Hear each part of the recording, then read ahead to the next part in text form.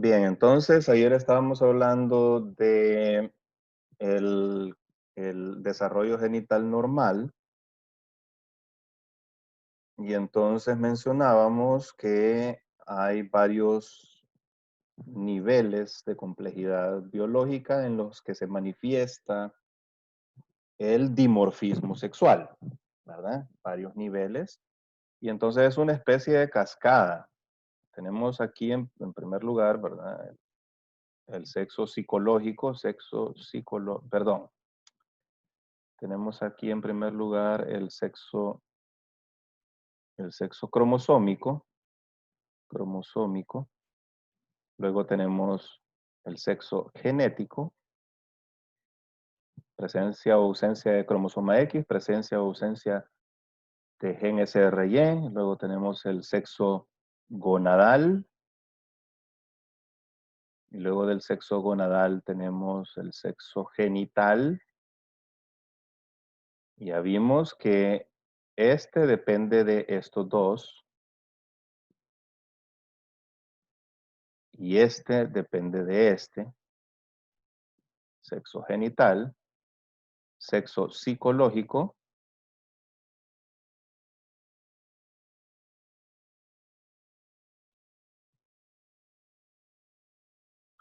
Tenemos también la orientación sexual.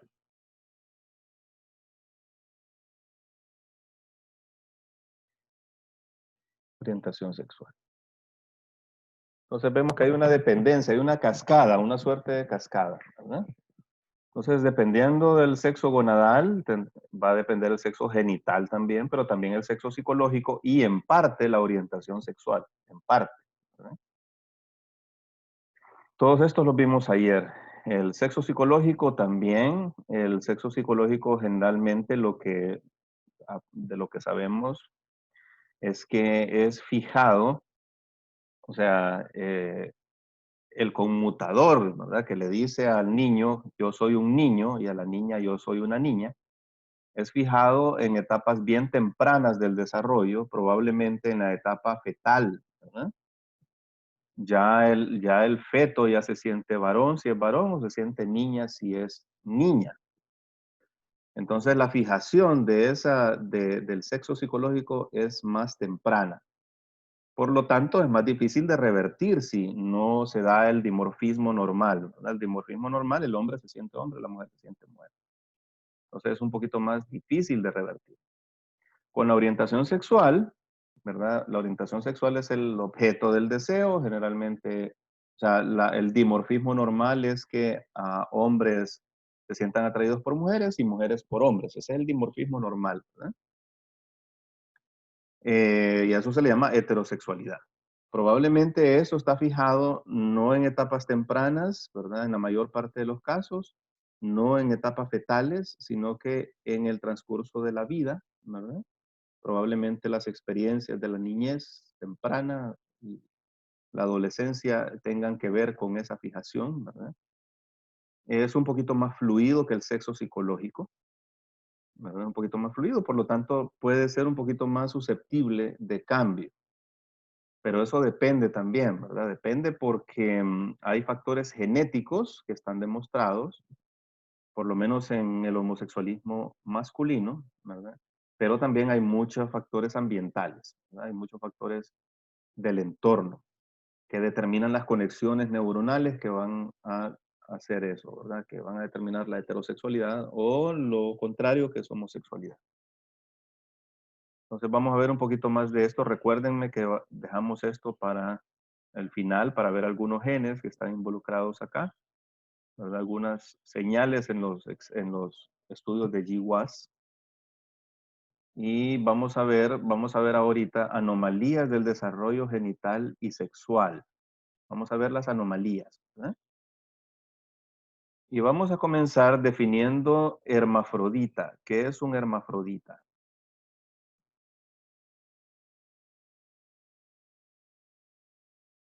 En el reino vegetal y animal, un hermafrodita es una planta o un animal que tiene los dos sexos y se puede reproducir por autofecundación o puede cumplir ambos roles sexuales, ¿verdad?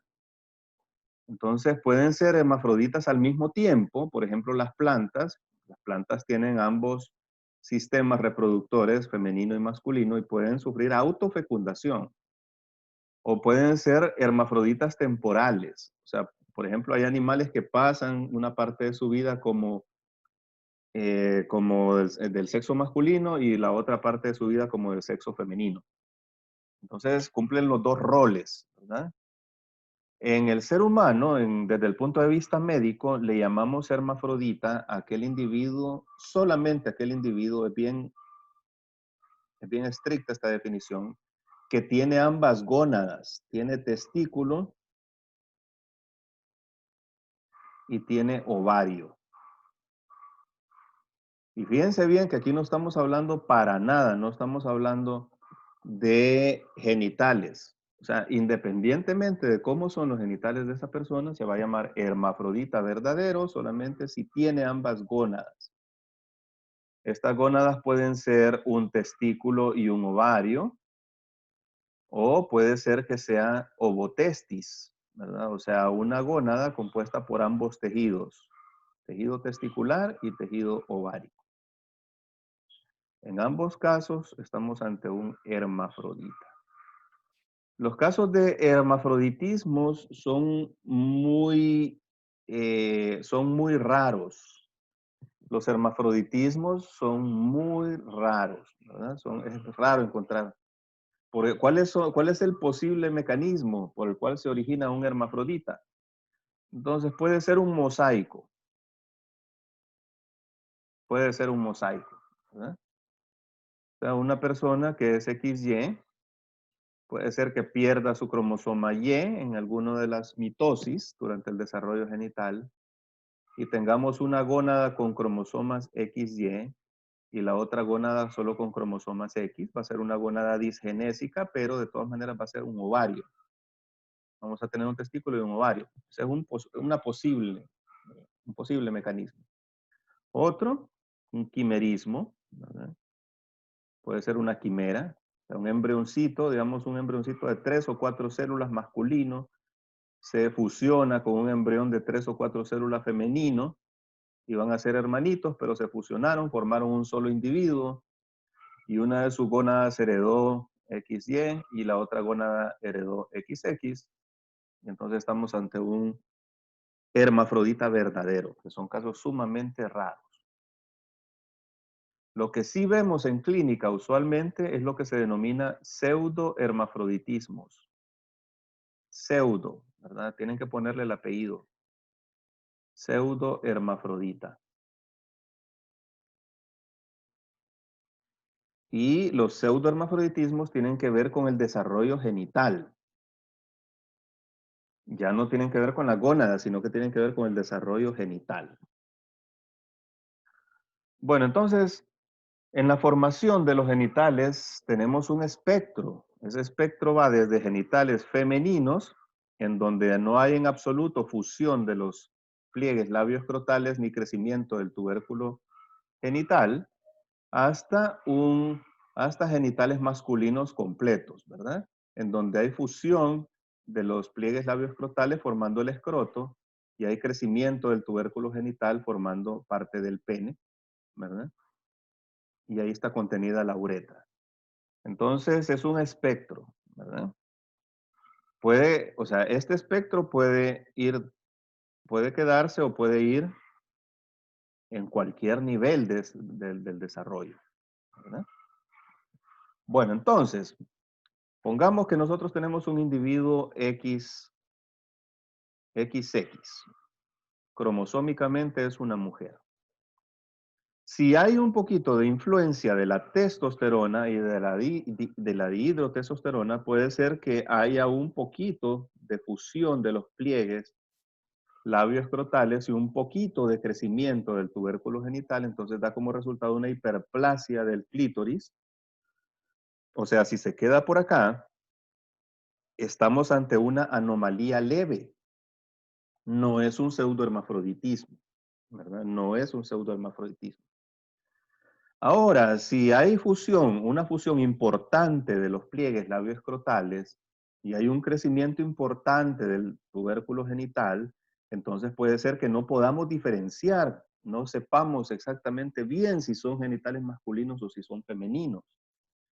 Entonces va a haber ambigüedad genital en ese caso, ¿verdad? Genitales ambiguos. Y por último, puede ser que hay una patología que produzca mucha testosterona y esta niña XX sufrió una fusión completa de los pliegues labioscrotales y crecimiento. Entonces va a tener genitales, incluso genitales masculinos puede tener, ¿verdad? Masculinos. Entonces, ya en esta parte del espectro, ya estamos hablando de un pseudohermafroditismo femenino.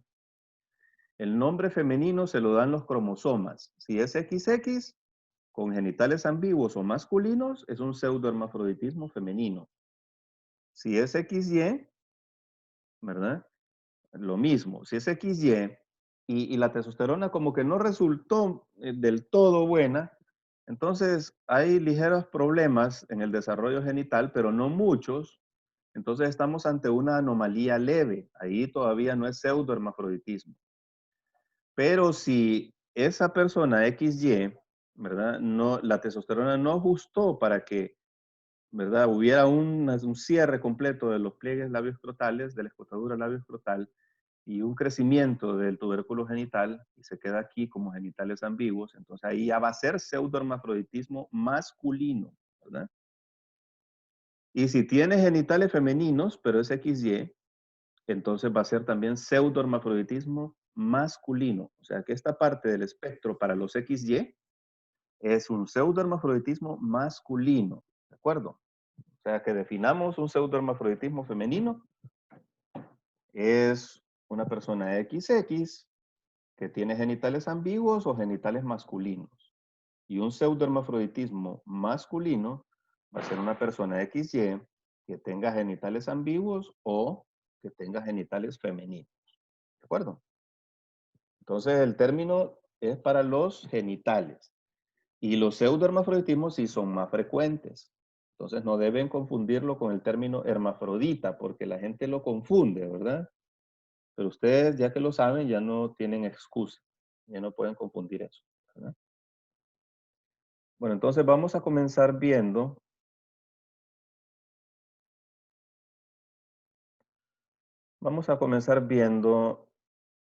los problemas masculinos, ¿verdad? XY. Anomalías leves.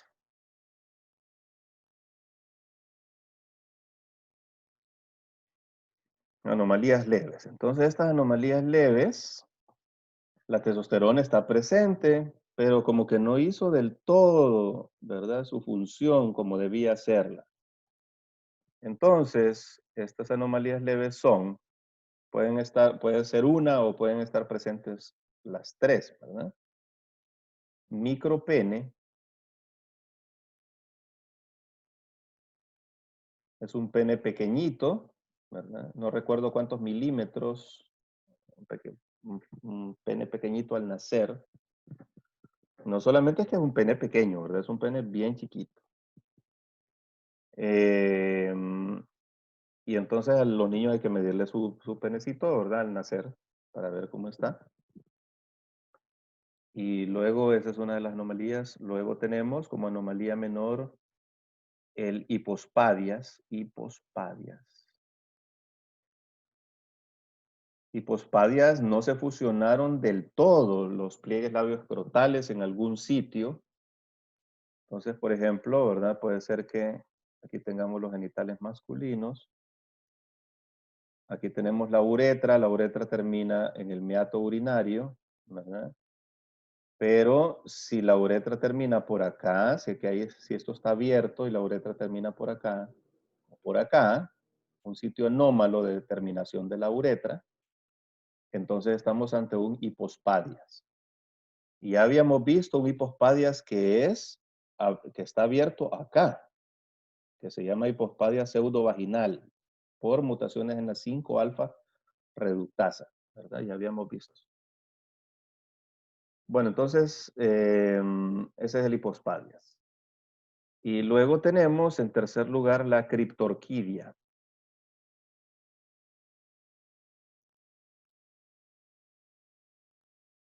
Bueno, entonces ustedes ven que las palabras vienen de su hipospadias, ¿verdad? Criptorquidia, criptocrípticos, quidia, orqui es testículos, ¿verdad? Entonces, criptorquidia, testículos ocultos, que no descendieron de la cavidad abdominal. Recuerden de su embriología que los testículos descienden debido a la testosterona, debido a la producción de testosterona, por un rudimento que se, no un rudimento, eh, eh, por una estructura que se llama diverticulum testis. Por ahí descienden hacia la cavidad, hacia el escroto, ¿verdad? Entonces, si la testosterona no efectúa una función adecuada, se va a quedar uno o ambos testículos en la cavidad abdominal y eso se llama criptorquidia. Uno o ambos testículos, ¿verdad? Entonces, puede ser que nazca el niño y en los días subsecuentes, pues, desciendan ambos testículos. Puede ser que se tarde más, tarde más de un mes, pero si descienden, pues entonces no hay problema. Si no descienden, entonces, por ejemplo, en este caso, ¿verdad? Para el micropene y para la criptorquidia, administramos testosterona,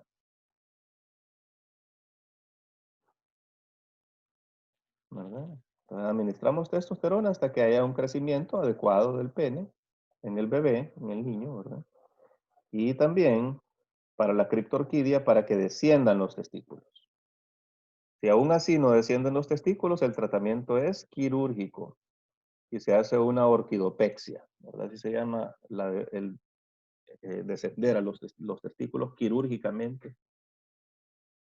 Y para el hipospadias, si el hipospadias es molesto, si hay molestias, entonces también se puede hacer una reparación quirúrgica, ¿verdad? Pero son anomalías leves, ¿de acuerdo? La testosterona no hizo bien su trabajo, probablemente porque había poca testosterona, porque habían anomalías en el receptor, ya vamos a ver el receptor de la testosterona, y entonces aparecen estas anomalías leves. Anomalías leves en la mujer, bueno, en la mujer son menos, ¿verdad? Porque hay una hiperplasia, una hipertrofia del clítoris, puede estar un poquito agrandado el clítoris y no llegan a ser anomalías, ¿verdad? Puede haber una fusión parcial de los pliegues labioescrotales, ahí sí, pues sí es problema, ¿verdad? Una fusión parcial de los pliegues labioescrotales. Eh, Ahora vamos con los pseudohermafroditismos. Entonces, pseudohermafroditismos masculinos. Esto se los voy a dejar de tarea. O sea, ustedes me van a hacer una lista de todos los pseudohermafroditismos masculinos. ¿De acuerdo? Y todos los pseudohermafroditismos femeninos. Entonces, son varias patologías, ¿verdad? Ustedes me van a hacer toda la lista. Ahorita solo vamos a mencionar algunas que ya mencionamos, ¿verdad? Y otras que son frecuentes. Entonces, pseudohermafroditismos masculinos, ya vimos que las mujeres XY,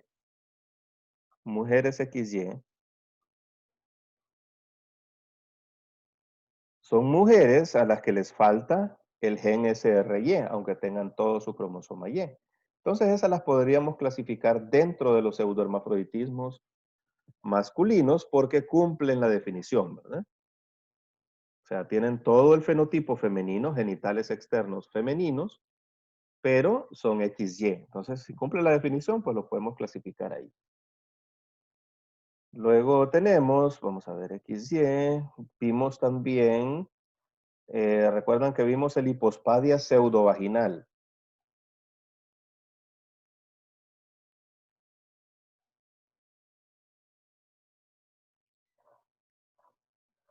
Pseudovaginal. Hipospadia pseudovaginal, ¿verdad? Ya lo vimos, ¿verdad? O sea, está el pene acá y aquí hay una abertura, ¿verdad? Que simula ser una vagina y se ve igual que una vagina y es, ¿verdad? Prácticamente aquí quedó como una vagina en la parte del escroto. Entonces, muchas veces estos niños son creados como niñas por esto, ¿verdad? Hay una ambigüedad acá, más que todo aquí, en esta parte de acá, pues parece mucho una niña. ¿verdad? Aunque tenga un pene, que puede ser pequeño, ¿verdad? Usualmente. Y eso se llama hipospadia pseudovaginal. Y luego tenemos otras patologías. Vamos a ver mutaciones en los genes SOX, ¿verdad? Esas ustedes la van a buscar. Y tenemos una que es bastante frecuente, que es el síndrome de insensibilidad completa a andrógenos. Síndrome de insensibilidad completa a andrógenos. Esta es relativamente frecuente y la vamos a estudiar un poquito más a fondo. Bueno, y los pseudohermafroditismos femeninos, ustedes van a buscar la lista también, ¿verdad? Tenemos los hombres XX,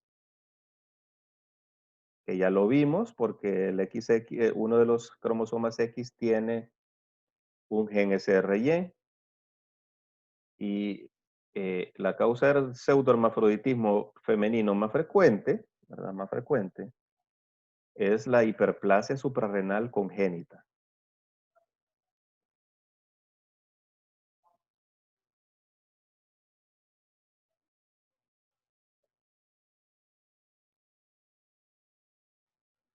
Entonces vamos a ver más a fondo dos de estos síndromes. El síndrome de insensibilidad completa a andrógenos, y vamos a ver también la hiperplasia suprarrenal congénita.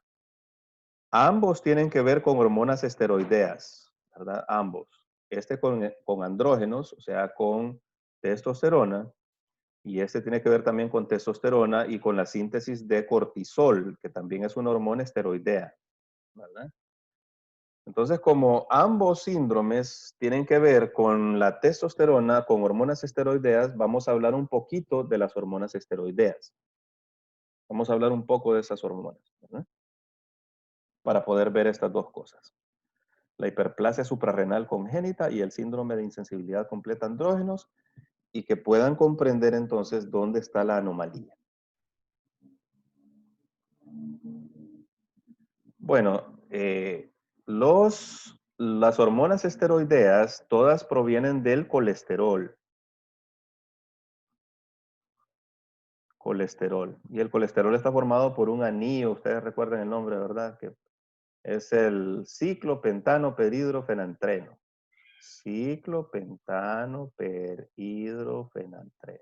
Solo lo vamos a poner así, ¿verdad? Ciclopentano perhidrofenantreno. Bueno, entonces, las hormonas esteroideas, todas las hormonas esteroideas, son sintetizadas en diferentes órganos. Bueno, vamos a ver, la corteza suprarrenal. Vamos a listar aquí los órganos donde son sintetizadas las hormonas esteroideas. Corteza suprarrenal,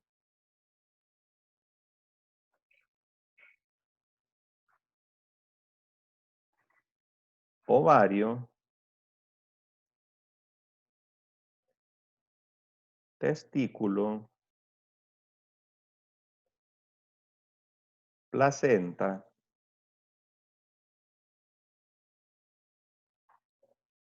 tejido celular subcutáneo.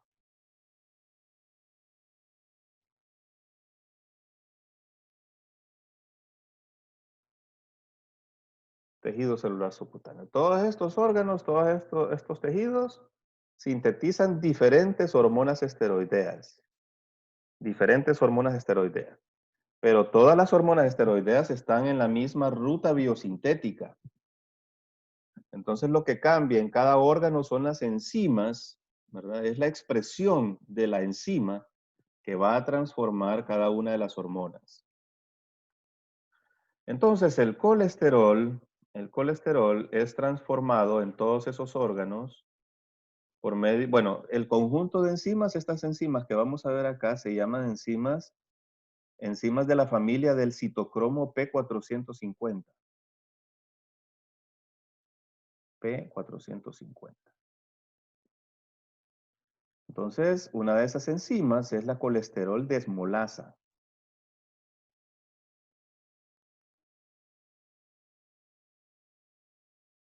que convierte este anillo ciclopentano peridrofenantreno, lo convierte en pregnenolona. Pregnenolona. Entonces la pregnenolona es el primer esteroide en ser sintetizado en todos estos órganos. Y de aquí, entonces, surgen varias familias de esteroides con diferentes funciones. Tenemos los glucocorticoides. Glucocorticoides. Terminen la frase ustedes acá, ¿verdad? Y el más importante es el cortisol. Luego tenemos los mineralocorticoides.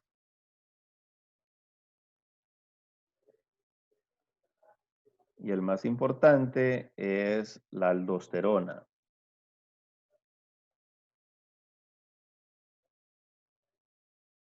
Y luego tenemos los progestágenos, como la progesterona. Progesterona. Pongan ustedes ahí progesterona.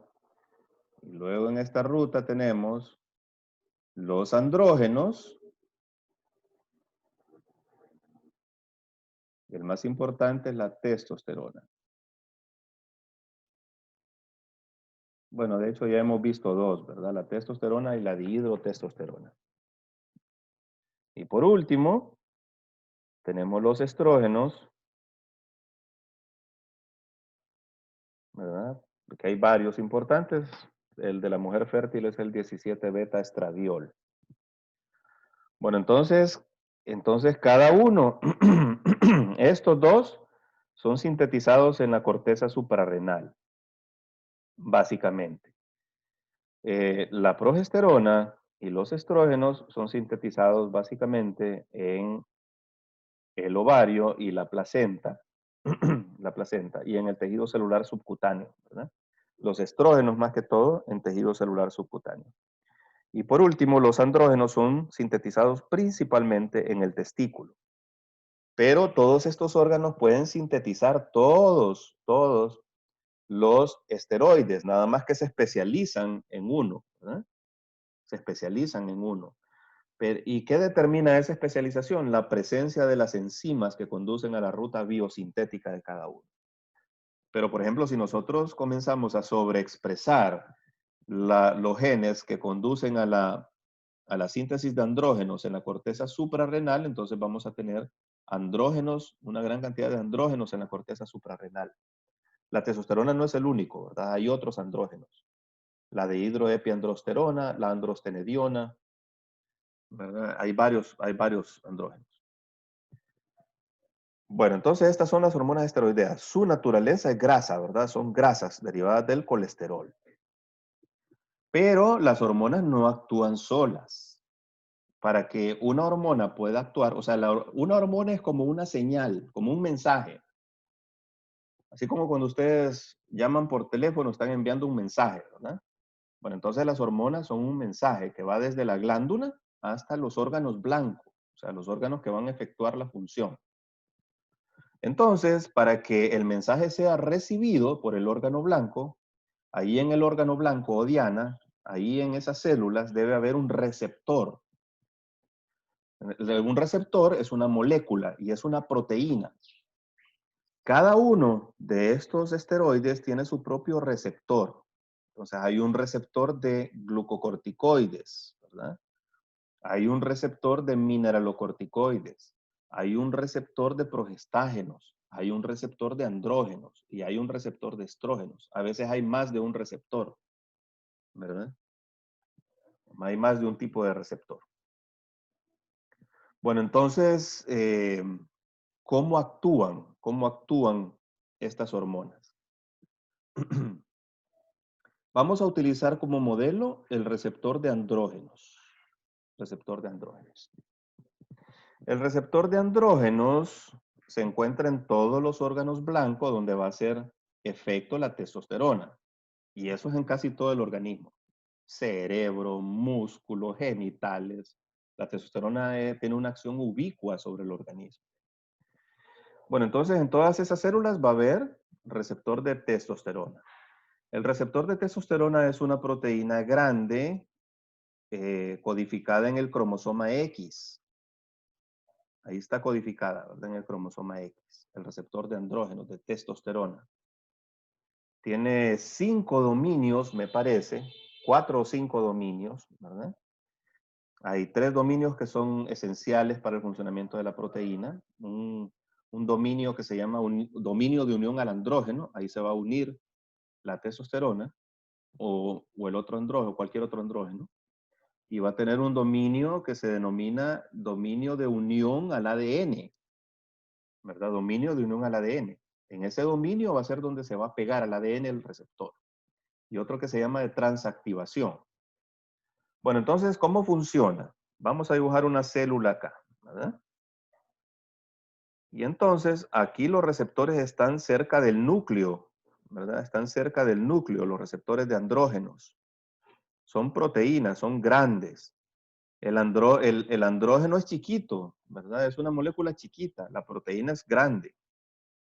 Entonces, va a entrar la testosterona a la célula, ¿verdad? Van a entrar todas esas moléculas, son moléculas, ¿verdad? Son sustancias.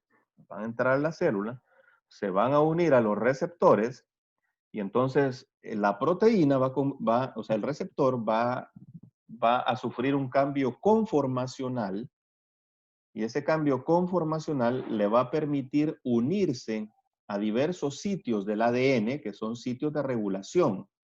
Son secuencias especiales para que ahí se una ese receptor. Entonces, esas secuencias se llaman elementos de unión al andrógeno.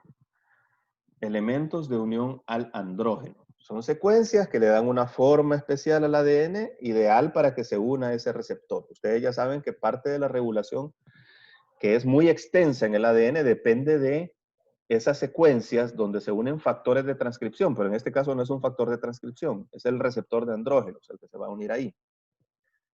Y entonces se va a unir a un montón de sitios. Y al unirse a esos sitios va a regular la transcripción de genes y va a producir, ¿verdad? La transcripción de un montón de ARN mensajero de un montón de proteínas. Por ejemplo, en el músculo esquelético va a producir el aumento de la transcripción, el aumento de síntesis de proteínas de la contracción, actina y miosina, por ejemplo, ¿verdad?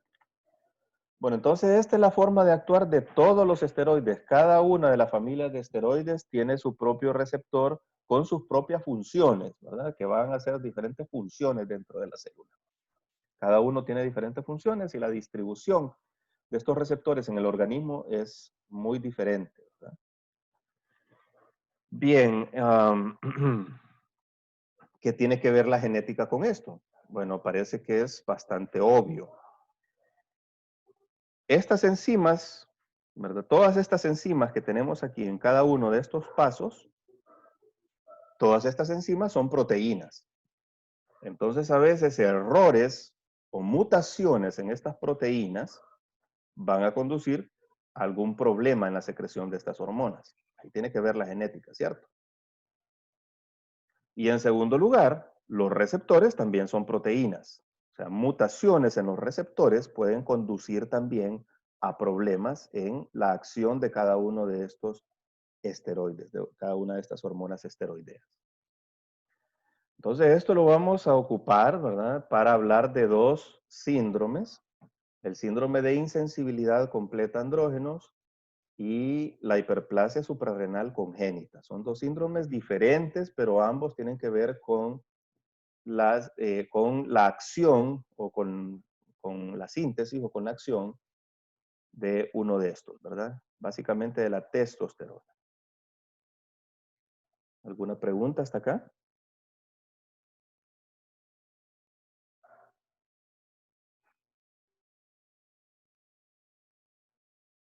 ¿Todo claro? Bueno, entonces, miren, dígame, ¿sí? Díganme preguntas. Para mañana entonces, la lista de los pseudohermafroditismos masculinos y femeninos, ¿verdad? Con los genes involucrados, con cada uno de los genes involucrados en en el problema, ¿verdad? Y vamos a ver estos dos síndromes, hiperplasia suprarrenal congénita y síndrome de insensibilidad completa a andrógenos.